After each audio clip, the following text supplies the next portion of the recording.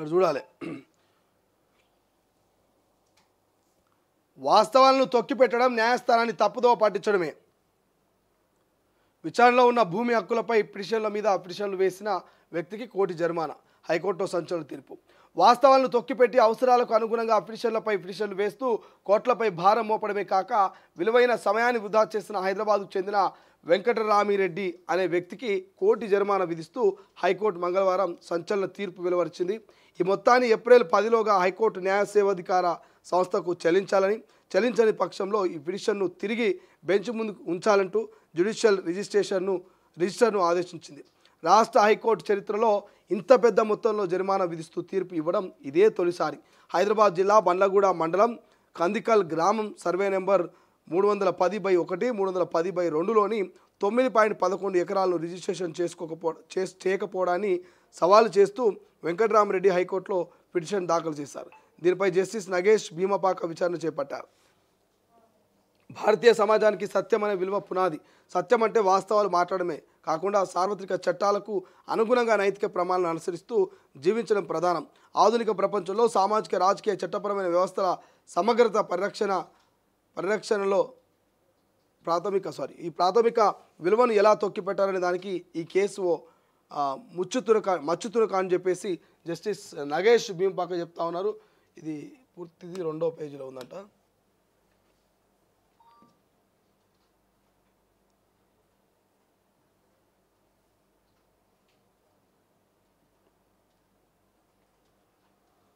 ఇది న్యాయస్థానం.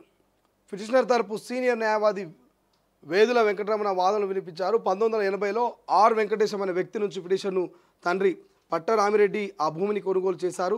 వాస్తవంగా పట్టాభూమి అయినప్పటికీ సర్వే పొరపాటుతో అబాధి భూమిగా నమోదైందన్నారు. దీంతో పిటిషనర్ అక్రమదారుగా పేర్కొంటూ ఆర్టీఓ లేఖ రాయనున్నారు. ఈ నేపథ్యంలో భూమి అబాధి అని నిషేధిత జాబితాలో ఉందంటూ తహసీల్దార్ సబ్ రిజిస్టర్కు లేఖ రాశారు. నిషేధిత జాబితాలో ఉంచుతూ నోటిఫికేషన్ జారీ చేయకుండా రిజిస్ట్రేషన్ నిలిపివేసే అధికారం ఈ అధికారికి లేదని పేర్కొన్నారు. అనుకూల ఉత్తర్వులు పొందడానికి ఫోరం షాపింగ్ అంట. ప్రభుత్వ న్యాయవాది వాదనలు వినిపిస్తూ సర్వే నెంబర్ 23, 310/1, 310/2లోని భూమికి సంబంధించిన హక్కులపై ప్రభుత్వానికి వెంకటేశంకు మధ్య వివాదం నడుస్తున్నది. ఈ భూమి హక్కులపై వెంకటేశం సివిల్ కోర్టుకు ఆశ్రయించగా ప్రభుత్వానికి అనుకూలంగా 1998లో తీర్పు వెలువడింది. అనంతరం పలు అప్పీళ్లు ప్రభుత్వానికి అనుకూలంగా తీర్పు రాగా ప్రస్తుతం హైకోర్టు ధర్మాసనం వద్ద సెకండ్ అప్పీల్ పిటిషన్ ఇంకా పెండింగ్లో ఉంది. వెంకటేశం మృతి చెందడంతో ఆయన కుమారుడు పార్టీగా కేసును కొనసాగిస్తున్నారు. ఇదిలా ఉండగా గతంలోనే ఆ భూమిని కొనుగోలు చేశామంటూ రిజిస్ట్రేషన్ చేయాలంటూ వెంకటరామిరెడ్డి కోర్టులో పిటిషన్ వేశారు.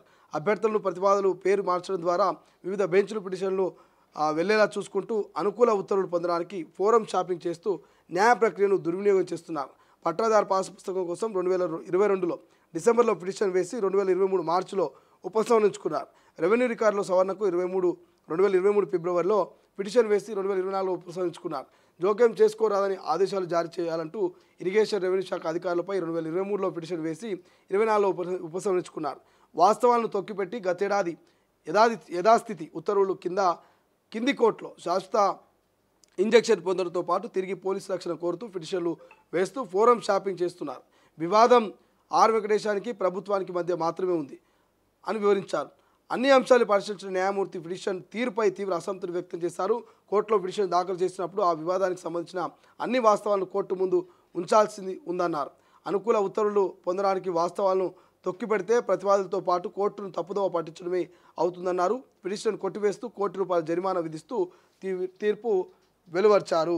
వాస్తవాలను తొక్కిపెట్టడం, న్యాయస్థానాన్ని తప్పుదోవ పట్టించడంపై ఇక జడ్జి సీరియస్ అయినట్టు తెలుస్తోంది. సో ఇక్కడ మనం చెప్తా ఉన్నారు వాస్తవాలను తొక్కిపెడితే ఏమవుతుంది అనేది క్లియర్గా తెలుస్తోంది. సో ఫస్ట్ టైం అంట హైకోర్టు చరిత్రలోనే ఇంత పెద్ద జరిమానా ఎప్పుడే లేదట.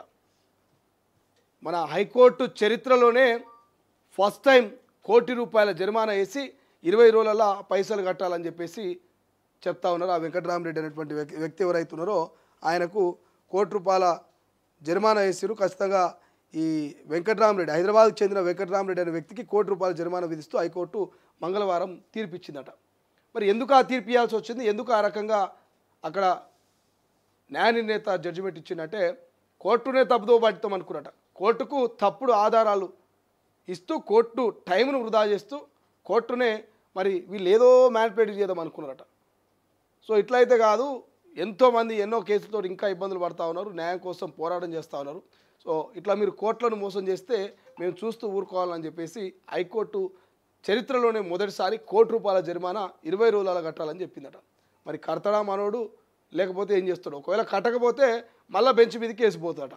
అప్పుడు వేరే కథ ఉంటుంది. ఇక నెక్స్ట్ లెవెల్ 2.0 డోస్ ఇస్తే మనోడు ఇట్లాంటి సీన్ రిపీట్ చేయడు. మనోడే కాదు, మనోడు లాంటి వాళ్ళు ఎవరు కూడా కోర్టులను తప్పుదోవ పట్టించే ప్రయత్నం కానీ, దొంగ డాక్యుమెంట్లు సృష్టించడం కానీ, ఫేక్ పట్టా పుస్తకాలు సృష్టించడం కానీ, న్యాయాన్ని కొనాలనేటువంటి ఆలోచన కూడా ఇక మళ్ళీ ఎవరికి రాదు.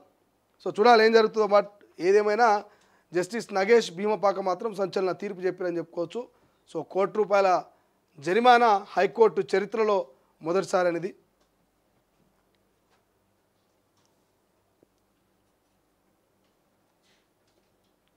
రైట్. అనాథ బాలికల టార్గెట్, గంజాయి మత్తులో దింపి వ్యభిచార